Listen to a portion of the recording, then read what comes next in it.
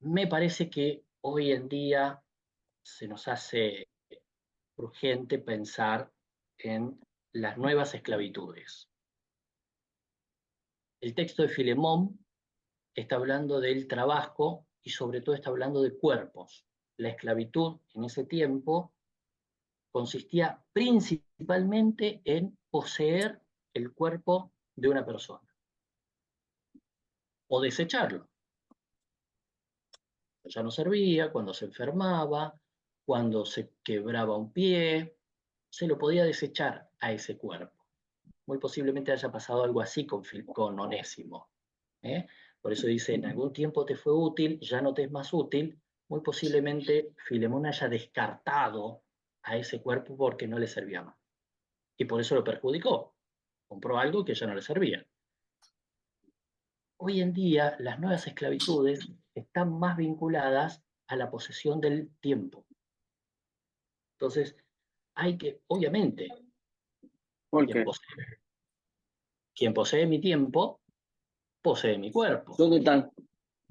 Entonces, ahí hay algo, pero en nuestro tiempo, en nuestros momentos históricos, me parece que la esclavitud, tomada principalmente desde nuestros tiempos, es algo que tenemos que rescatar. Por eso hay que ver cómo los tiempos en nuestras iglesias son tiempos en que nuestros cuerpos vuelven a sanarse, vuelven a recuperarse de lo que nos haya aplastado en los trabajos que tengamos. Eh, Esto es algo que, bueno, se está estudiando mucho, ¿no? La cuestión de, sobre todo en las redes sociales, cómo las redes sociales toman a la persona, la poseen a partir de no dejarla que utilice su tiempo en otra cosa, sino en estar pegado en una red social. Ahí es donde hay nuevas esclavitudes que ni siquiera son laborales, ¿no? Porque estamos usando nuestro tiempo casi esclavizadamente, dándolo, regalándolo, perdiéndolo, y nuestro cuerpo y nuestras interrelaciones, etc.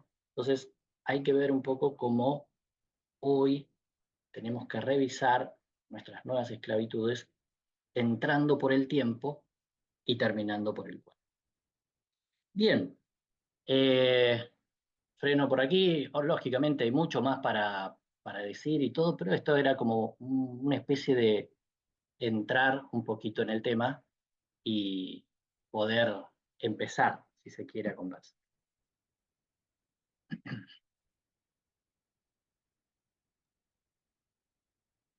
Bueno, pasamos a un momento de preguntas. ¿Que querés coordinarlo vos, Tomás? No, yo me gustas. Bueno. Bueno, Pablo, excelente, gracias por este tiempo y la presentación. Creo que porque muchos están viendo la riqueza que tiene en la carta a Onésimo, a Pría y a... ¿Cómo era? Bueno, ahora Filemón, Afia y Arquipo. a Filemón, sí, a Onésimo no. Filemón, Apia y... Así que...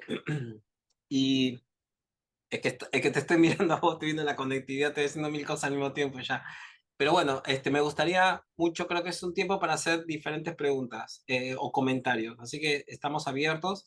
Vamos a hacer la siguiente dinámica, si les parece bien. Que el comentario o pregunta no exceda los 2 minutos. ¿Puede ser? En caso de que alguien se quiera extender. Pero si no, no más de 2 minutos. Pero podemos hacer una pregunta puntual o comentar algo. Pero animémonos a participar haciendo ahora, empezando así, así se va armando esta movida y todos comenzamos a charlar. Sumémonos a la dinámica. Saludos, tengo una pregunta. Sí. ¿Me escuchan? Sí, sí, Egul. Sí, Dios les bendiga. Sí, ¿cuál es la diferencia entre un liberto y una persona libre? En cuanto a las... No sé si es algo similar a, por ejemplo, una persona que tenga ciudadanía aquí en los Estados Unidos o tiene, ¿cuál es el otro estatus? Se me olvida. La green card, la Ah, tarjeta exacto, de exacto. Residencia. Sí, residencia, sí. ¿Cuál es la diferencia? ¿Cuál sería la diferencia en aquel entonces? Si una persona era esclavo, fue liberto, podía llegar a ser libre, o sea, ¿cuál era la diferencia en cuanto al estatus social? Excelente. Gracias por la pregunta. Si vos eras esclavo, no ibas a llegar a ser una persona libre. Y por lo tanto, muy difícilmente tuvieses ciudadanía. Según el periodo de tiempo también, hubo algunos emperadores que dieron ciudadanía más que otros, y otros que la quitaron. Entonces, hubo emperadores como más, digamos, daban más esto, ¿no? Ciudadanía, y otros que eran más reticentes. Pero a ver, en la cultura esclavista, el esclavo no llega a ser un ser humano. Por eso es que yo lo puedo explotar. Y por eso es que yo lo puedo desechar cuando no me sirve. ¿Mm? Mucho tiempo antes, Aristóteles hablaba de el esclavo como una herramienta parlante, ¿no? Pero mucho tiempo antes. Eso no salió, eso quedó. Entonces, lo que yo compraba era una herramienta. Filemón compró una herramienta. Muy posiblemente hay diferentes teorías de por qué Onésimo, algunos dicen que porque robó. Eso hoy está muy cuestionado, muy cuestionado. Nuestra línea es Onésimo por alguna razón dejó de serle útil a Filemón. O se volvió viejito, o tuvo una enfermedad, o se quebró, perdió la vista, y tantas cosas que puede pasarle una herramienta humana, ¿no? Ahora, esa herramienta humana tenía una posibilidad que era comprar su libertad de alguna forma.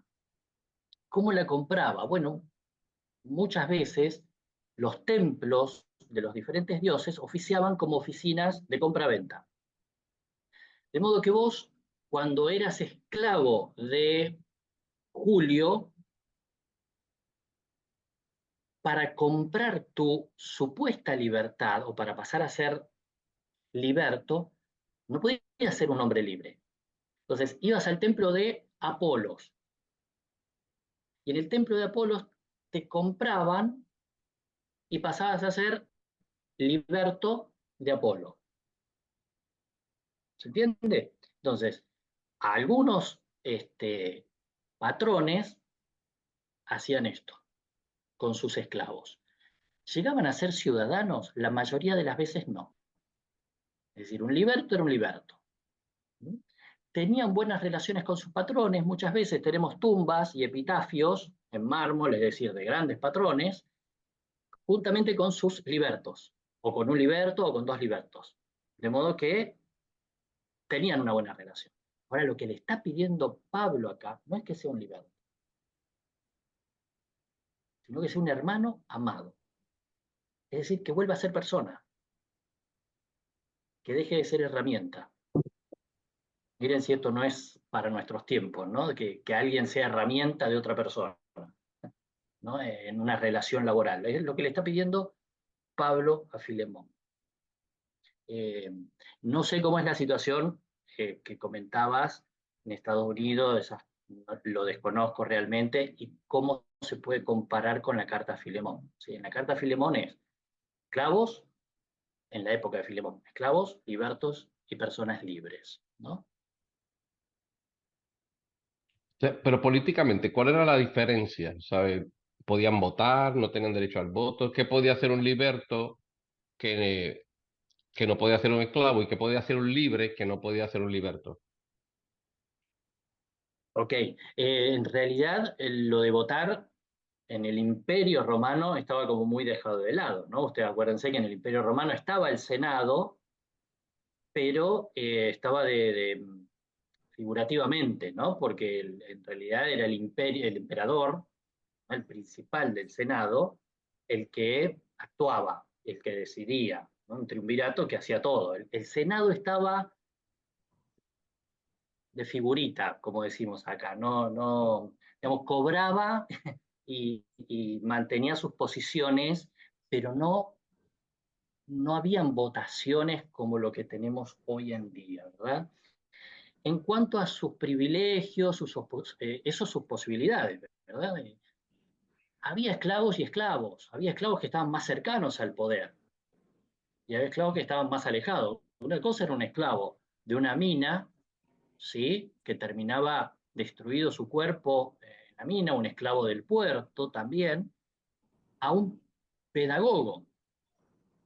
El pedagogo también podía ser un esclavo que se dedicaba a, este, a darle clases, a educar a niños y a niñas de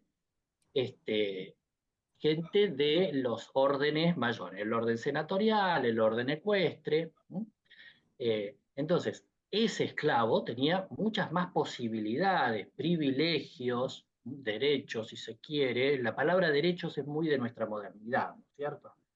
Eh, Privilegios que otros esclavos, yo veo en Onésimo un esclavo eh, de baja categoría, ¿no? No lo veo muy arriba, ¿sí? Porque también cuando uno piensa en Filemón, uno dice, bueno, era un hombre de mucha plata, tenía mucho dinero, muy poderoso porque tenía un esclavo.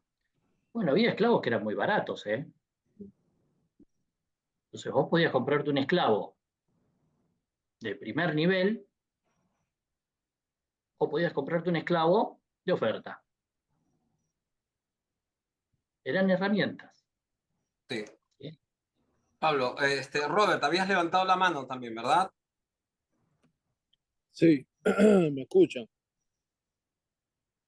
¿Me escuchan? Sí, Sí, Ok, sí, sí, lo escuchamos. perfecto. sí, gracias Pablo por la presentación. Y me intriga algo porque me quedé al principio con tu comentario de que la carta fue una carta debatida porque no tiene teología. Pero es interesante, o sea, lo que observo es que desde una lectura del privilegio a una carta como Filemón, es fácil descalificarla, pero la buena noticia que es la carta a Filemón a la clase trabajadora. De nuevo, la importancia de una lectura de la Biblia desde los márgenes, porque los márgenes no van a tener problemas con la carta de Filemón.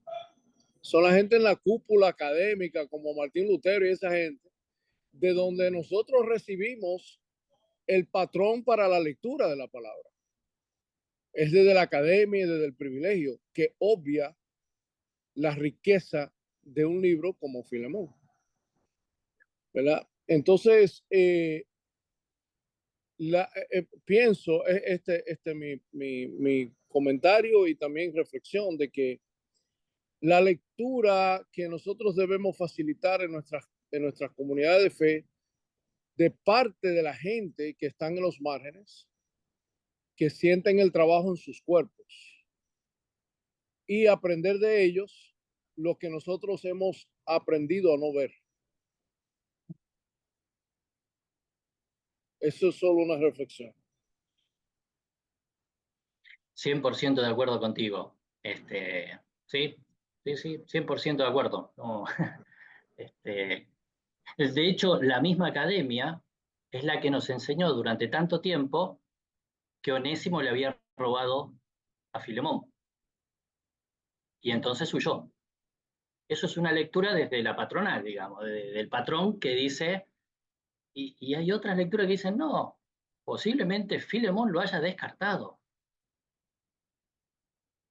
porque no le sirvió más.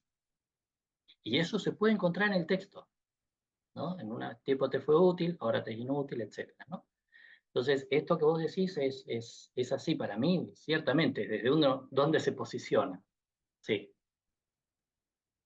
Tomás, gracias. Tomás Yacino.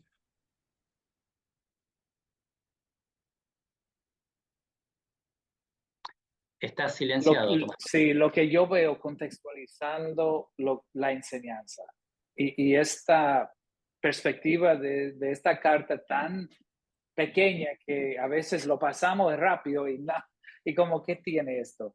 no, pero la riqueza de temas como solidaridad, donde el líder Pablo hace mucho énfasis en de que esta carta no es mía, no es solamente mía, es de fulano y el otro y los hermanos, y menciona como para nosotros en la sociedad donde el ministro, el pastor profesionalizado es exclusivo. Y tenemos hasta un grupo de élite, pastores, donde nos escribimos unos a los otros y no incluimos. O aprendimos algo y no difundimos. Es como acaparar el privilegio de ser siervo, esclavo, porque hemos profesionalizado el pastorado. Y tú, como que fue tan impactante para mí, porque de la forma que tú interpretas el texto, es como que es solidario, es de un obrero, trabajador, Pablo, no es de un ministro profesional diciendo que mira, tiene que cambiar su comportamiento con este, y no, está enseñando y me encantó. Solamente lo digo porque también en este grupo, la gran mayoría son covocacionales, bivocacionales, y a veces uno dice que, ay, pero soy todavía trabajo y quisiera algún día pasar, y digo, bueno, y como que yo no sé si esa aspiración es algo que debemos apuntar y hacer todo un gran esfuerzo para lograr otro nivel, digamos, que Pablo mismo nunca superó eso, si es algo que tenemos que superar. No sé, pero me golpeó fuerte la enseñanza, me gustó mucho y creo que, no sé si están de acuerdo mis amigos y amigas, pero es súper relevante para el contexto de las iglesias que están pastoreando. Gracias, Pablo, en serio. Gracias, Tomás. Gracias por tu comentario. Sí, genial. Florence. Ok, realmente para mí ha tenido mucho significado y agradezco mucho esa intervención de Pablo, porque veo en el apóstol aquí una condición que nos enseña a todos. No importando la condición en la que Pablo estaba, él fue un instrumento tan útil para producir cambios en una persona que estaba prácticamente desechado, digámoslo así, por la sociedad e inclusive por la persona que era su dueño, ya tampoco no quería mucho, decimos nosotros, mucho cuento con él, mucho que ver con él, por el comportamiento que había tenido, por la razón que fuera.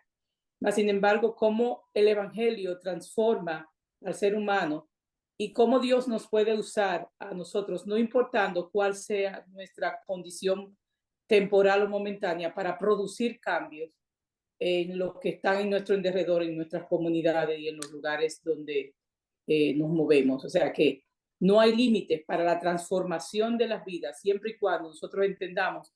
Y me encantó la exposición porque si alguien dice que en esa carta no hay mucho contenido, hay demasiado contenido del poder de Dios transformador en las vidas de cualquiera que podamos impactar.